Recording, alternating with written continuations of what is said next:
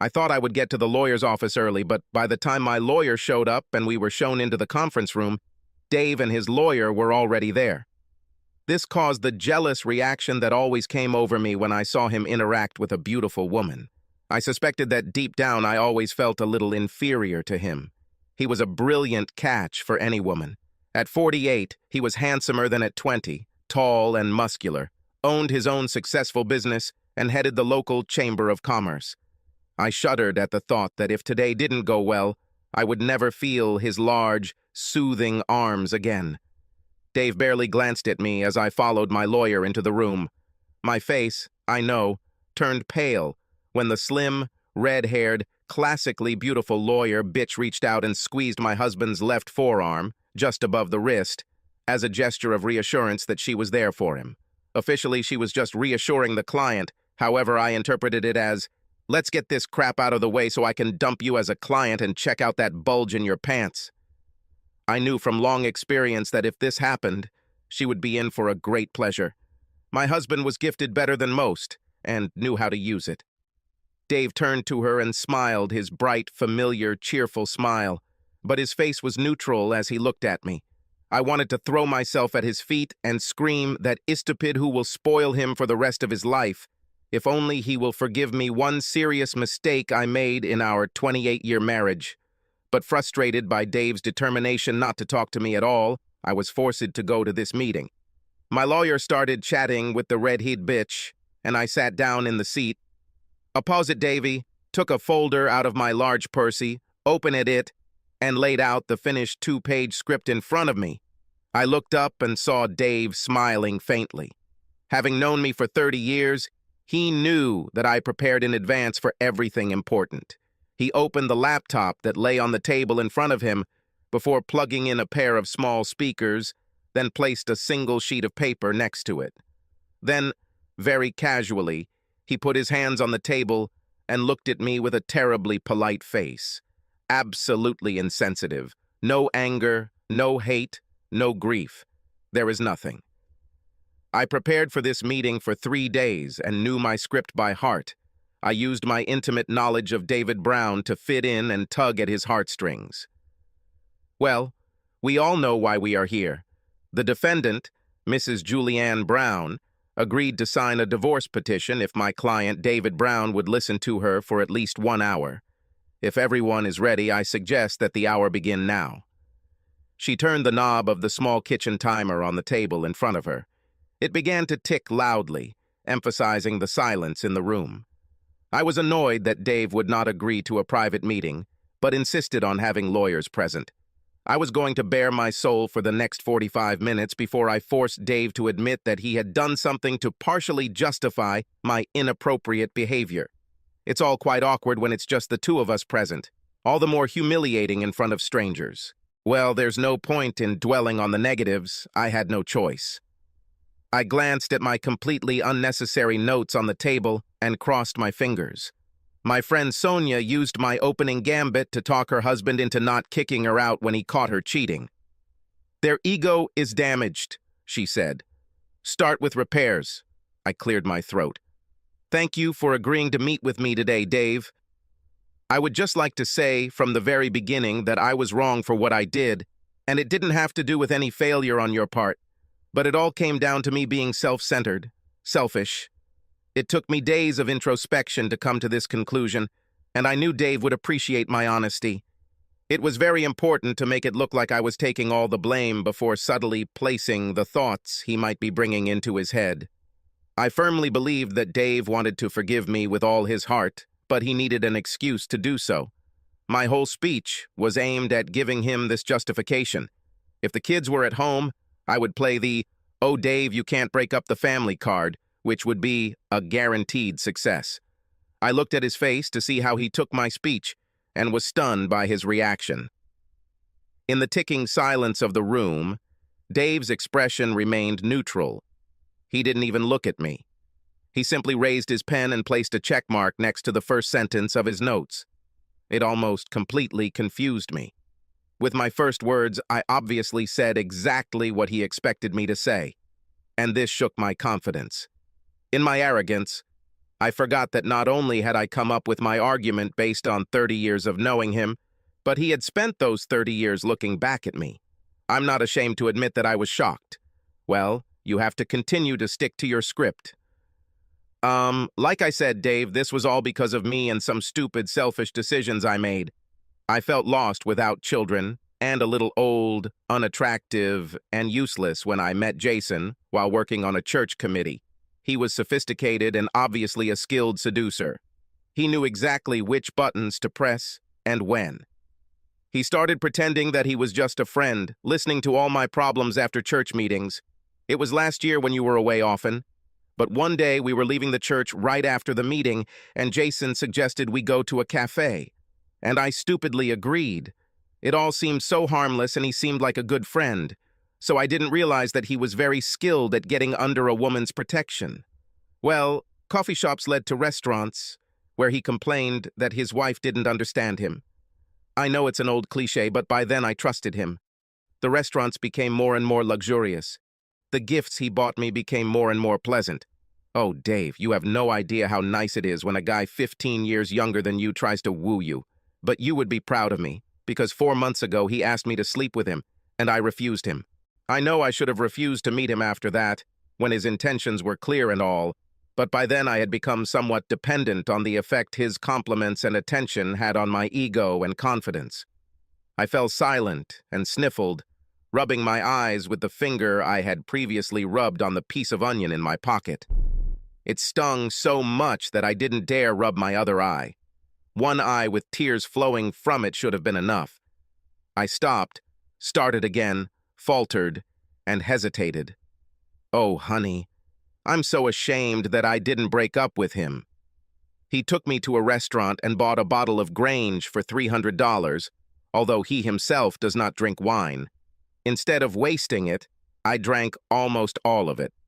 I'm pretty sure that's what he wanted. I was too nervous to resist him when we left the restaurant. He offered to take me home, and I foolishly agreed. Once in the driveway, he leaned over and kissed me, but I was too drunk to stop him. You know how I feel after a couple glasses of wine. Then he started rubbing my, breasts. At this point, my logic was completely broken, and I remember just thinking that I should move him out of the driveway so the neighbors wouldn't see us. For the same reason, I opened the garage door and forced him to park inside. I cheated a little by admitting that even in the car, I thought Jason might be staying a while, and I certainly didn't want the neighbors to see a strange car in the driveway the next morning. But it was all a calculated risk on my part. I knew enough about men in general to know that being cuckolded was a major blow to a man's ego, and I wanted Dave to make sure no one else ever found out about it. Well, except for 2 lawyers. Well, Jason got out of the car as the garage door was closing and started kissing me again. As I said, I had already drunk most of the bottle of Grange and was ripe for plucking. He grabbed my key and led me inside. I took him to one of the spare bedrooms, and I will be ashamed of this until the day I die. I let him do whatever he wanted with me. I'm so sorry, Dave. My only saving grace was that I was composed enough with him to get him to put on a condom. After Jason, came, I think we both fell asleep.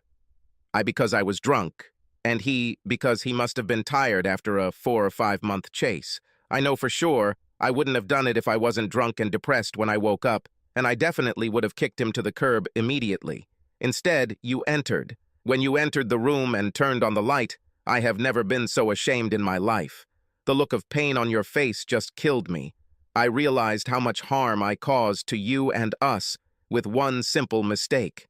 With tears still flowing from one eye, I turned my pleading gaze to my husband.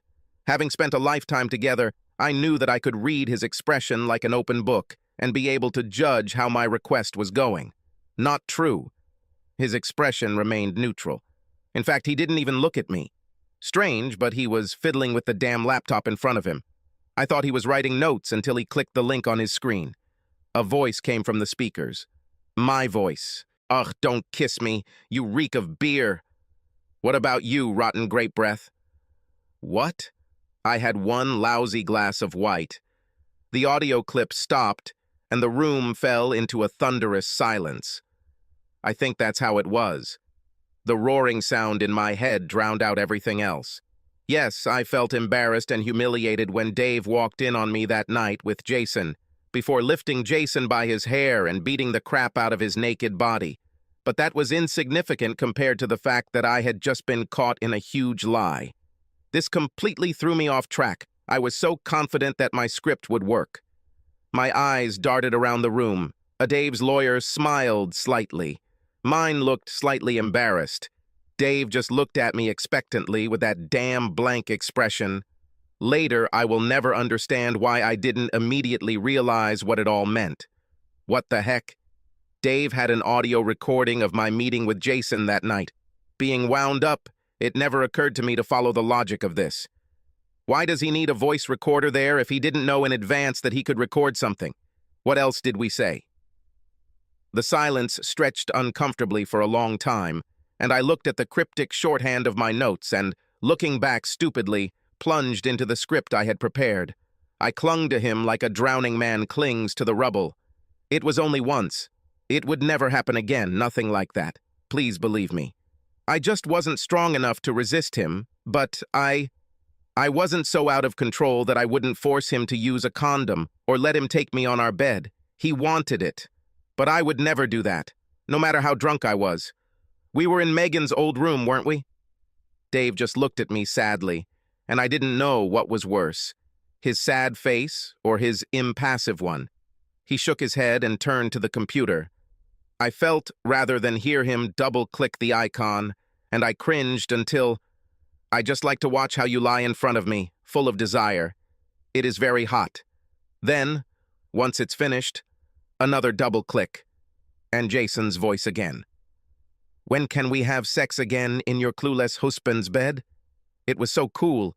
This time Dave clicked and ended the clip and then just looked at me, silently. Accusatory. What could I say? All the shit I said was thrown out of the water. Not by Dave, but in my own words. Condoms. It was a one-time drunken mistake. Not cuckold my husband in his own bed. The whole thing was exposed as a lie in just 30 words. Stand, stand, stand. I'm speechless. Although it was awkward, I looked at Dave for some clue. His neutral gaze still gave nothing away. Out of the corner of my eye, I noticed my lawyer glance at her watch. It forced me to focus on the loudly ticking timer and the realization that the 60 minutes I'd bought to try and get my marriage back together were going by quickly, and, I must admit, spectacularly poorly. I forced myself to suppress my panic. Sorry for the lie, Dave, about the fact that it was the first time. I just didn't want to hurt you any more than I already had. I thought that if I could convince you that this was just a one-time thing, and for exactly the reason I said, you wouldn't be so offended. I stumbled back to silence. Should I now admit that I dated Jason several times a week for over 6 months? The trouble was, I didn't know what Dave knew. He knew from recorded conversations that the night he walked in on Jason and me wasn't the first or only night, but what else did he know? The fact that he hid the recorder where I usually did with Jason suggested that he was suspicious at least one more time. I just didn't know. However, I knew that if I was caught telling one more lie, it would all be over. Well, Juliana, old lady, it's time to be vague. Avoid details and stick to the facts. The truth is that Jason did seduce me, and it took a while. He has a soft spot for older women, and it's true that a woman my age gets a huge ego boost being pursued by a man almost her children's age, and I just wasn't strong enough to fight back. I admit it. I was weak. I thought about telling him that I had only used the master bed once, and that was the first time. It would be a lie, but one that would put me in a much better light. But I kept coming back to the fact that I had no idea how long Dave had known about my extramarital activities. I decided to remain silent about this. Stand, stand, stand. However, I cannot remain silent on all issues. I had very little time to change this catastrophic situation. Not knowing what to do, I looked at my notes. Having discarded the first few points after I was exposed, I focused on a couple of words that I highlighted in capital letters. But I never stopped loving and respecting you, Dave. I have never given you less love than I always have. Jason was just an extra dimension to my life that didn't take anything away from you. Just overflowing, if I can describe it that way. When I fell silent, Dave looked back at his laptop screen. He frowned. He seemed to have difficulty finding something, and for a split second his expression changed from neutral to confused, but then he relaxed again. Hearing the recording, a continuation of the soundtrack he had made earlier, I realized that his frown meant that he was looking for an icon on the screen, before realizing that it was one of the already open files. It would be better if he didn't understand this. He clearly started over from the very beginning of the video. I listened again to Jason's question about fucking me in my marital bed. Just like the first time, I cringed. Once again, my own words condemned me. I already told you, never again. Not after the last time Dave stepped out of the shower that night and stood on a large drop of white. Thank God Dave swallowed my story about how I sneezed and it was snot. I sank even lower into the seat knowing what words would come next. I felt smug as I said them, but that was no longer the case. But the fact that I offered to clean his leg and then knelt down and did it nicely distracted him. You have to admit, doll, that your husband sometimes acts like an ignorant idiot. How we got away with it was that time he came home early and I had to hide in the closet. What a moron. Yes, but he's mind jerk. When we first started our case here, I thought it was sweet that he trusted me so much that he never saw even the most obvious evidence. Now, however, I agree with you. He is just an ignorant fool. Sometimes I wonder if you and I could have sex right here while he was in the room and see if he noticed. The mockery in my voice, as well as the words themselves, made me realize that I was beating a dead horse here. With these words and such a tone, I couldn't even convince myself that I loved and respected my husband, let alone him. Once again, I was thrown into a steady tailspin of confusion. Before this meeting, I convinced myself that I loved and respected Dave, but after what I did and said, how is that possible? Steep, steep, steep. In the ticking, tense silence after the final nail in my coffin, Dave turned to look at me. I couldn't look him in the face, so I turned to his lawyer. There was such contempt on her face that I even shuddered. If I had any doubts that Dave was more than just another client to her, they were blown away by the emotion in that expression. I looked away from her and now looked at my lawyer. She also wasn't quick enough to hide her disdain.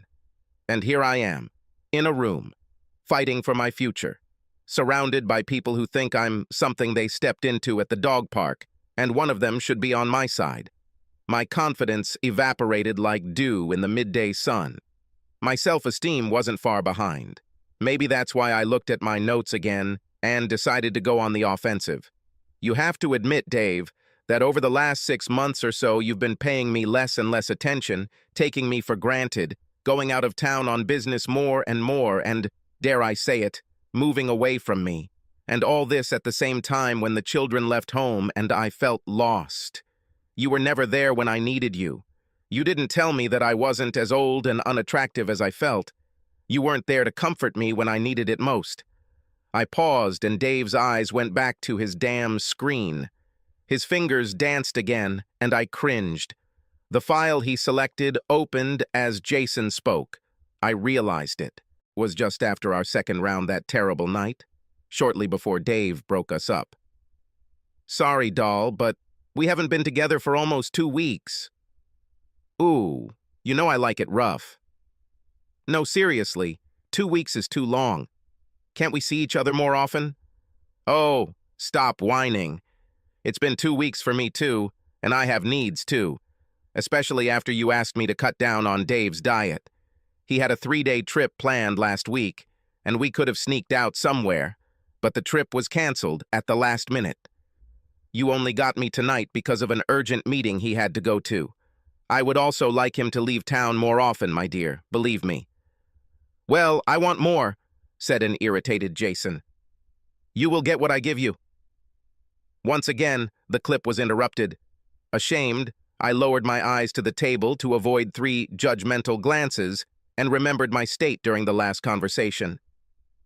The truth was that the novelty of having a lover, even one as young and energetic as Jason, was beginning to wear on.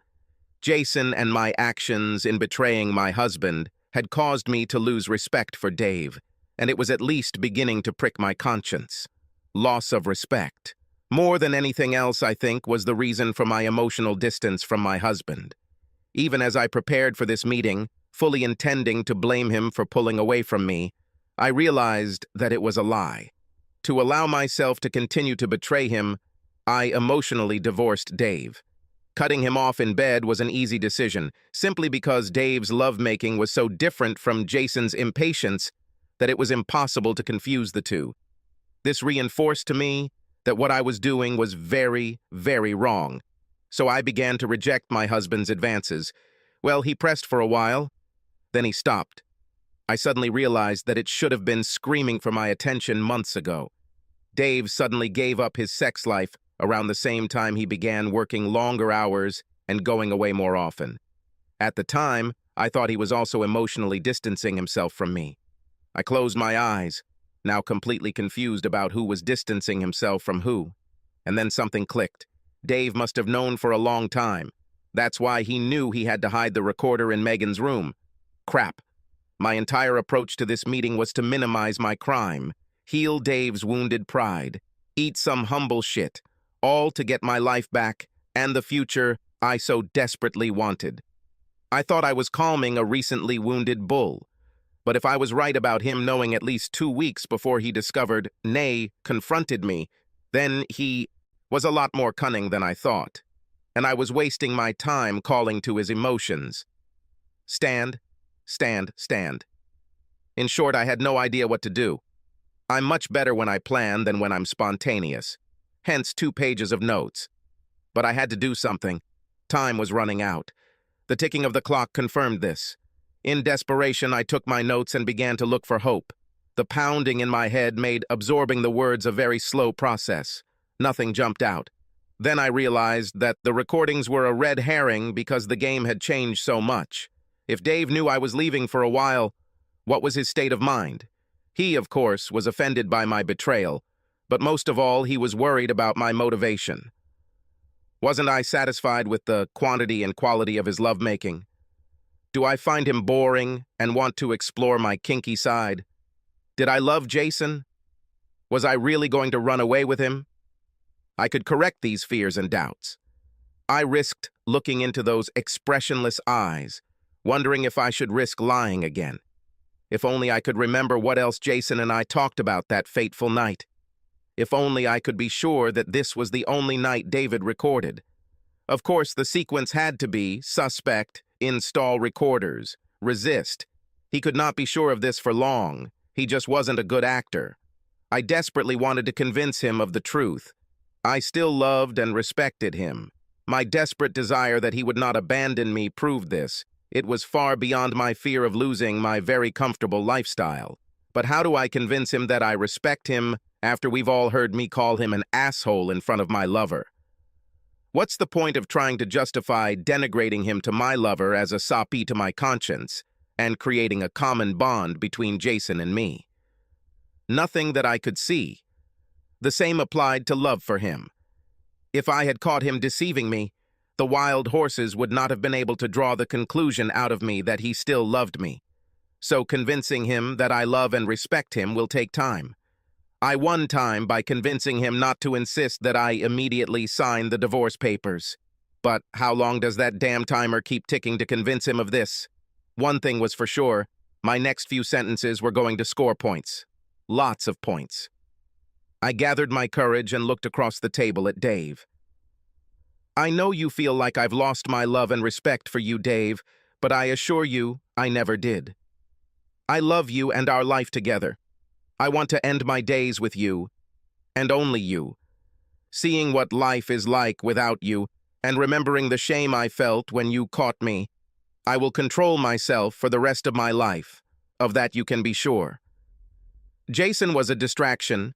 I didn't love him, and of course I never intended to run away with him. Yes, it was wrong, very wrong, especially in response to his offer to make love to you less. I really don't know why I went through with it, especially after I managed to convince myself that I was just giving him an excess that you can't handle. He had no more stamina in bed than you did at his age, and he was much less experienced and attentive. I was motivated by nothing but lust and selfishness.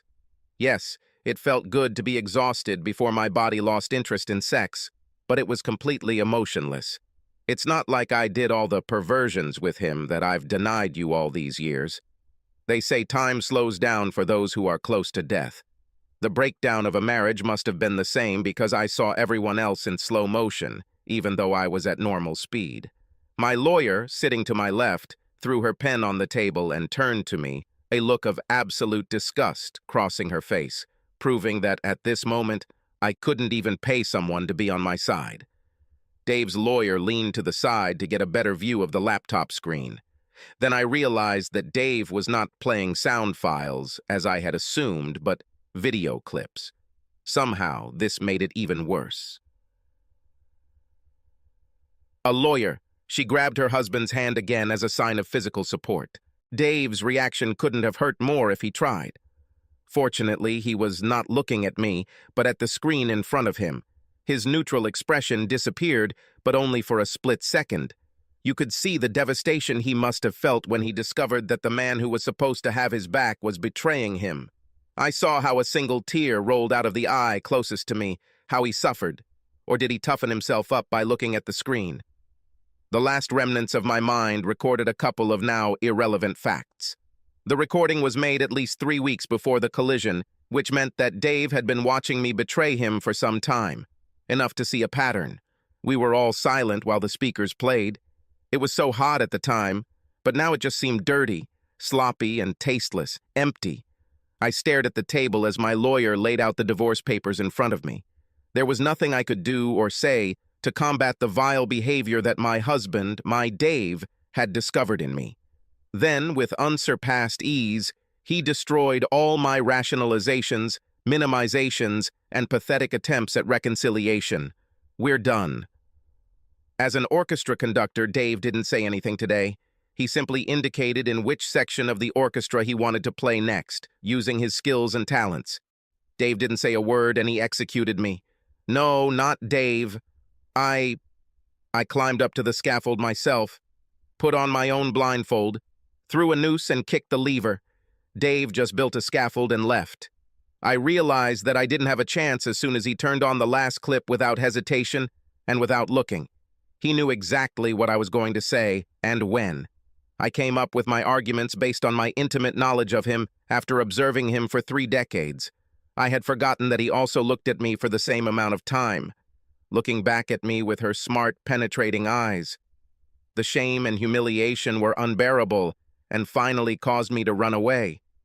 Escape was what I needed, running back to the house that was still my home, at least until Dave got the eviction notice. That was part of the agreement. An escape to children who I hope will never know and will continue to love me unconditionally. The only way to salvation lay through a receipt with the loss of most of my life. I took the pen, signed the 2 agreements, and threw it away in one fluid motion. I was surprised Dave's business wasn't worth more, but that's what my lawyer's assessment found. And of course, Dave had plenty of time to hide most of it. Son of a bitch. By this time, thankfully, the last recording had ended and the ticking silence returned. My lawyer took the signed papers and handed me 1 copy of this bitch and put the rest in her briefcase, got up, and left the room. I sat there, frozen, wanting to run, but wanting to leave with a positive message, an ember that will at least convince me that there is hope of someday rekindling the flame. Let Dave know that I still care about his well-being. Suddenly, the sharp sound of an alarm clock pushed me into action. I stood up and said my positive phrase. Now the jackal was holding Dave's hand with both hands. Don't waste your life by ending up in prison after taking revenge on Jason. Then I will never, never forgive myself for this. Dave's response to this was another bloody video. This time, fortunately, it was not my voice, but the voice of another woman. In an almost shrill voice, "What did this little freak do? He won't be able to have sex anymore if my brothers get to him first. Mrs. Jason, I believe. I thought Jason's silence after the beating was fear on his part. Now I'm thinking that he ended up divorced and left penniless was a fitting end for the scammer. Dying because he slept with me was another burden on my already overburdened conscience. I just couldn't look Dave in the face as I stood up to leave. Whether he had that damn expressionless face, whether he was laughing or crying, it all hurt me. Reminds me of what I did to this good man. He lost everything I had except my house and money, of course, and took a huge emotional hit to boot. And I was the cause of all this. I deserved everything he threw at me. Goodbye, dear. I squeezed out through tears, shuffling towards the door. My pathetic attempt to maintain my old life was cast aside like the plague beetle that it was. Maybe my daughter Megan will come visit me while I drink myself into oblivion. And if she is not available, then my son, Joel. I had just started to push the door when I heard voices behind me. It was another damn record. A clearly excited young male voice said, "Cheater!" "Are you sure, Dad?" A very familiar female voice intervened. "I think I'll drink alone today. Subscribe to our channel so that your second chaff doesn't cheat on you, and go ahead and listen to the next story, because this story is nothing compared to the next one.